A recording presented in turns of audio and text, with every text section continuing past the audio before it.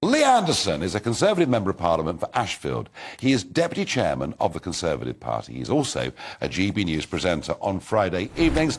And Lee joins me down the line from his constituency. Lee, not for the first time, you have caused total and utter outrage. I listened to the Today programme on the BBC. They were barely able to control themselves because you've told illegal immigrants to F off back to France if they don't like going on the barges, the Bibby Stockholm, in Portland Harbour.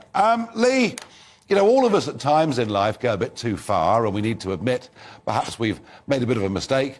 Are you apologising for the words you've uttered? No. Do you not think the use of the F word in this context was perhaps bad taste? No. I'll tell you what it was, Nigel. It's born out of frustration.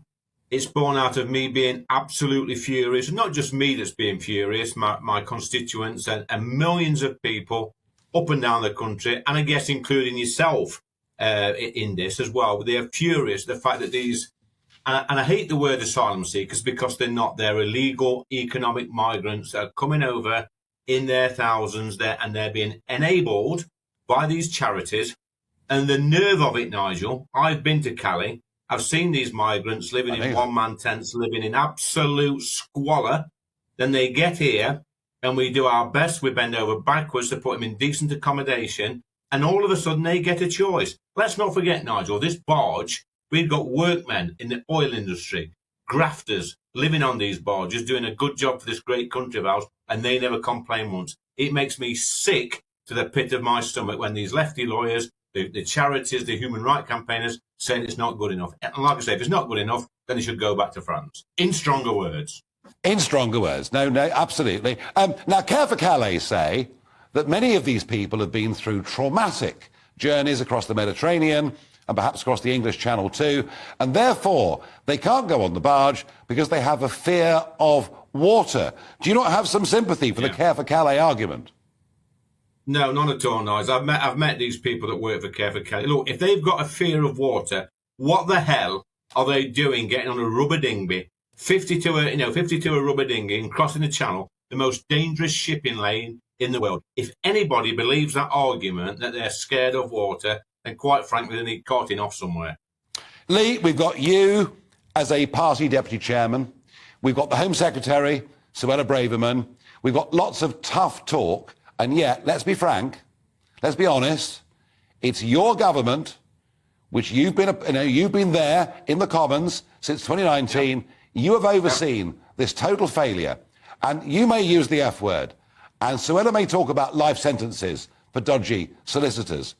But isn't the truth of it, your party has completely and utterly failed everyone? Listen, Nigel, I'm not going to sit here and make excuses to anyone. This is out of control. We're in power at the moment. I'm as you say, the deputy chair of the Conservative Party. We're in government, and we have failed on this. There's no doubt about it. We said we're going to fix it. It is a failure.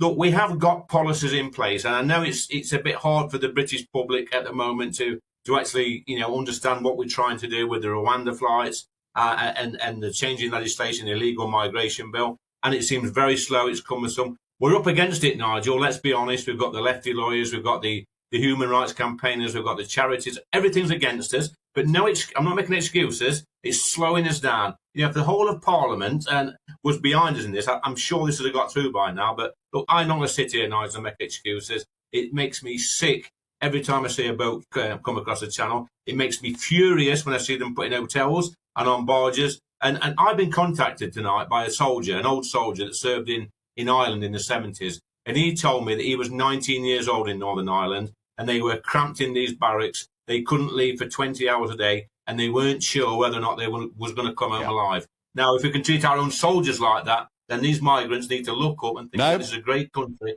I get the point. The Napier barracks in Folkestone in Kent were good enough for national servicemen, but not good enough for those that cross the Channel. Lee, we get your frustration, and we thank you for not using all the language you used about this a couple of days ago. Thank you.